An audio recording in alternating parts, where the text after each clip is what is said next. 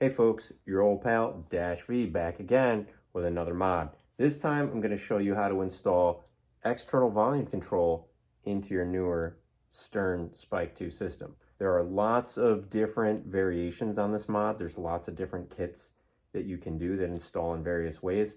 I'm going to provide you with a link to the specific kit that I have down in the description. So one of the things I really like about this is how many times you've been playing a pin. There's parts that you really want the music to be loud, and then there's maybe parts where you want to kind of quiet it down. Normally, you have to open the coin door, which stops your game. Sometimes loses your ball. Not all games have ball save when you open the coin door. And then you can adjust the volume. Or you have to wait until you drain to adjust the volume. What's really nice about this is it's going to put up and down volume control right here under the start button for you.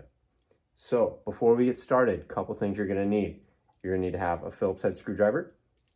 You're going to want to have needle nose pliers. Obviously the mod itself and some zip ties.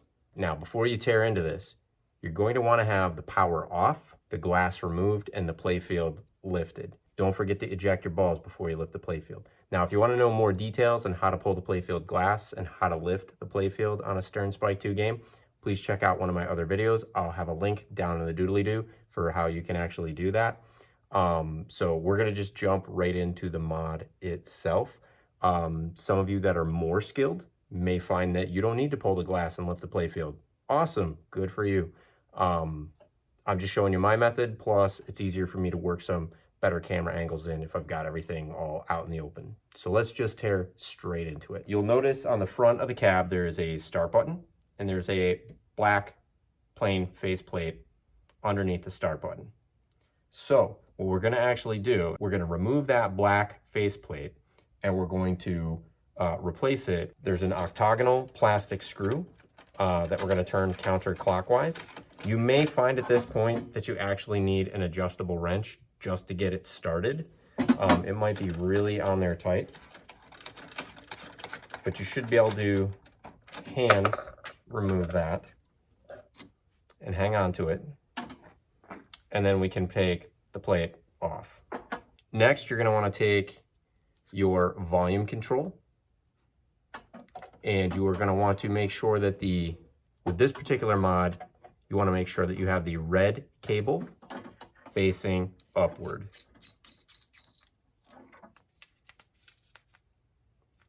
Pull that straight off. You want to fish the cables through. Be careful not to damage the pins in doing so. Fish the cable through.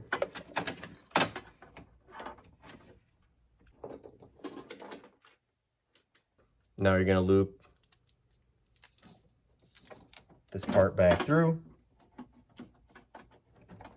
Make sure as you're looping this through to screw this back down, just make sure that you double check that that red wire is up.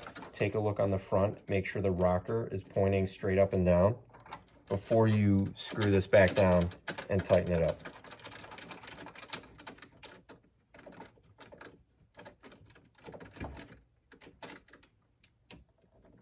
Hand tightening it should be just fine. You want to make sure that it's not going to move around, but you don't need to use a wrench to tighten this back down.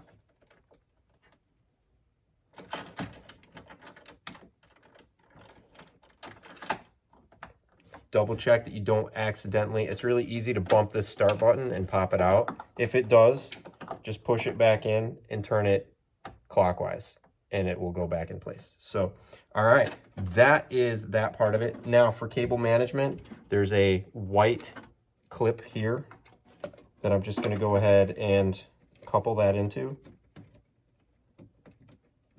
All right, now we're gonna go ahead and flip to the front of the cab for the rest of the install. All right, with the button installed on the front, now it's time to do the wiring. Open your coin box, and what we're going to be doing is we're going to be unscrewing this part here. This is the part that controls the menu buttons and the volume. The middle two are normally the volume. So what we're actually going to do is we're going to split off of the connector that's used for this, so that it can receive the inputs from either this control panel or from our volume control knob. That's how the magic is going to happen. So Some people might want to jump straight into cabling this down in the little cable clamps. I'd recommend holding off until you have everything in place. You'll see what I mean. So there are 2 Phillips head screws here to the left that you're going to want to go ahead and remove.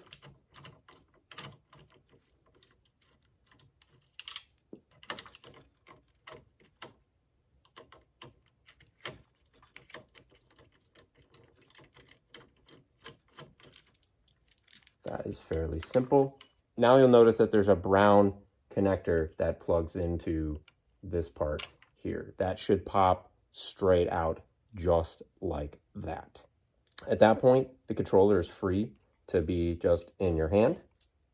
All right, now pay attention. You're going to notice that in the brown connector, it should be keyed. It may or may not be, but it should be keyed, which means one of these connectors is kind of blocked out. So there's not a wire going to every single one of these. There's one missing toward that end there. So you're also going to notice that in the splitter that you got with the mod, that there is a bridge that matches with that. So you just want to be careful to pay attention before you plug those in. If you're not looking, you could try to force it and you might end up damaging the pins. Next, you want to take one of your zip ties and you're going to want to come up through the gap in the wires here. You want to come through the gap in the wires there. And you're going to want to zip tie this down. And you really don't need to get super tight with it. You just want to get tight enough to where this isn't going to come apart on you. I would recommend carefully clipping off the excess of the zip tie. Be careful you don't get any real wires in there while you do that. And now you're going to want to take this cable, and this one won't be keyed. So you're going to want to be careful that when you plug it in, these two there's a section here where there's some 2 tabs at the top. You want those tabs facing up. Can you kind of see how it's textured on one side and flat and smooth on the other? You can also take a look at how the cables are done. You want to make sure that the space between them goes where there's not a pin. So there's a couple different ways that you can approach that there. And you could be able to get to it by hand. You might find that you need to use a set of pliers to do that. I, in my case, did not. Next, you just need to make sure that you clear this area here with the cable. And then we can screw this back in place. I find it easier to just kind of loop this screw through one of the mounting holes first. Doesn't matter, top or bottom one. Thread the screwdriver bit to it and then hold it to the coin door, and then you can actually fasten it. Also, if you guys want, I'll see if I can find out my link to it and everything, but I like to use a mini screwdriver with exchangeable bits and a twist top. That way you can put good downward pressure on it while still getting a good spin and a torque on the screw. But use whatever you feel comfortable with. I do wish these bits were magnetic.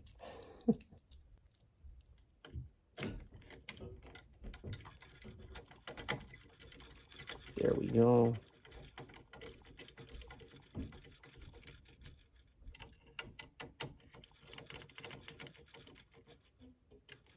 Excellent. Now we can go ahead and do our cable management. Get you guys a better angle there. And as we do the cable management, I find that I just go up and above is usually easiest. Just going to go up and above all these cables.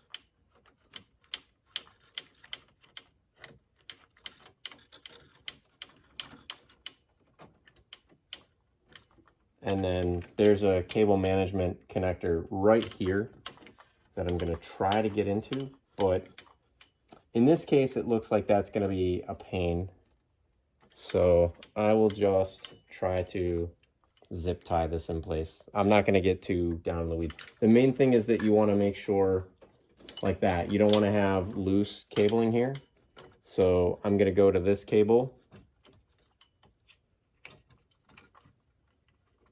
and I'm going to zip tie that down so that we'll clear the coin door, trim the excess. I'm going to follow this through.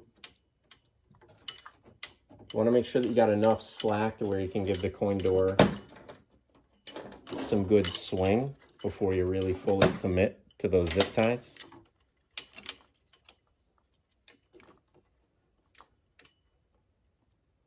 So just go ahead and zip one more time here. Doesn't need to be super tight. You just want to make sure that that cable is going to stay put. And clip the excess. Now close it up. All right, now you're ready to close the coin door, lower the playfield, put the balls back in, and put on the glass. I've done every single step except for putting the glass back on because I have some other mods coming up for another video. But we are going to fire this up and I'll show you the volume up, volume down in action. Power us up.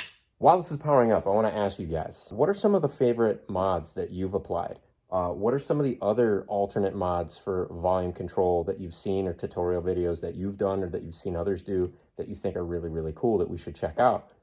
Drop a link to your favorites down in the comments. I would love to see some of the alternatives for this. They come in all different makes, shapes, sizes, and price points. Flamin frames on display. We did that in a previous video. I'll put a link down in the doodly-doo for that. Super cool. Looks so awesome with this machine. All right, let's see.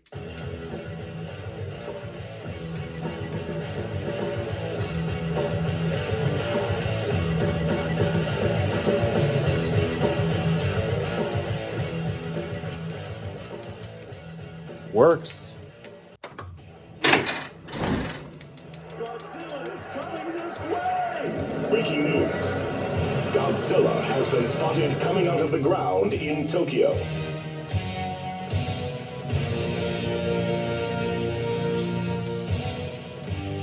Folks, that's been external volume control on your Stern Spike 2 system. Drop a like or a sub if you enjoyed the content. Please remember to share. Tune in for more. I'll keep them coming.